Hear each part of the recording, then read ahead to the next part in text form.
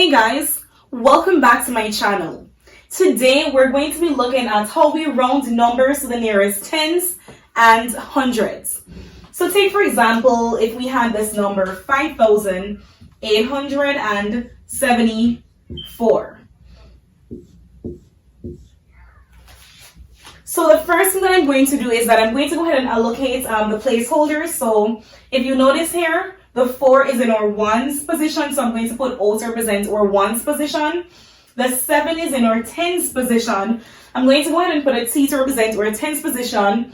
The 8 is in our hundreds position. I'm going to go ahead and put an H to represent our hundreds position. And then the 5 is in our thousand position. So I'm going to go ahead and put a T, H to represent our thousand position.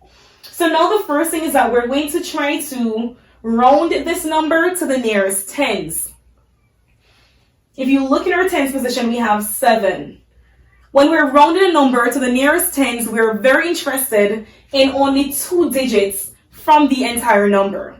We're interested in the number that is in our tens position, and we're interested in the number that is in the ones position. In this case, we have a 4 in the ones position. So the rule is that when you're rounding a number to the tens position, if the number in the ones position is 5 or greater, we replace it with a 0 and we add 1 to the number in the tens position, and that is how we would round it. However, if the number in our ones position is less than 5, we replace it with a 0, and that is how we would round it to the nearest 10. So let's go ahead and take a look again at what we have here. We have 5,874. In our ones position, we have 4. So let's try to evaluate that. 4, is it greater than 5 or is it less than 5? So we do know that 4 is less than 5. So because it is less than 5, the rule says that we are supposed to replace it with a 0, and then that would give us the number rounded to the nearest tens. So let's go ahead and write that down. So that would be equal to 5,870, and that is the number rounded to the nearest tens. Now we're going to take the same number and round it to the nearest hundred.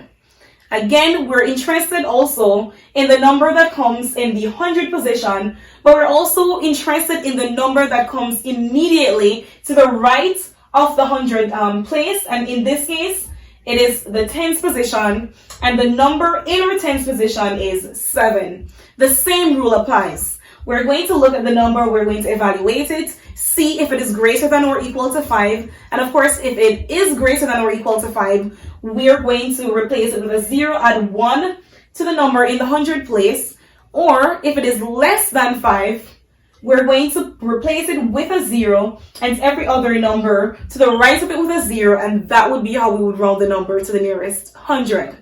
So again, let's take a look at the number in the tens position. In this case, it is 7. We're still going to evaluate it. Is it greater than 5 or is it less than 5? And of course, you guys know that 7 is greater than 5. So because 7, which is in our tens position, is greater than 5, we are going to replace the 7 with a 0, and we're going to add 1 to the number in the hundred position. So let's go ahead and write that down. So if we're rounding it to the nearest hundred, we would end up with 5,000. We're adding 1 to 8, so that becomes 9. And again, remember that we're replacing these two numbers with 0, so we end up with 5,900. So it is important to note that when we're looking to round numbers to the nearest tens or hundreds, we're looking immediately at the number to the right of the numbers that we are interested in. We're trying to evaluate whether or not those numbers are greater than 5 or less than 5. Remember that if the numbers are greater than or equal to 5, we're going to replace it with a 0 and then add 1 to either the tens or the hundreds place, depending on whether we're rounding the numbers the nearest tens or hundreds. Or if it is less than 5, we're going to replace it with a 0. And of course, that is how we would end up rounding numbers, either to the nearest tens in this case and the nearest hundred in this case. I really hope this was helpful, and if you guys have any questions or concerns, if you weren't clear on something, make sure you leave that in the comment section below and I'll be sure to respond to you. Thank you guys so much for viewing my channel. Have a great day.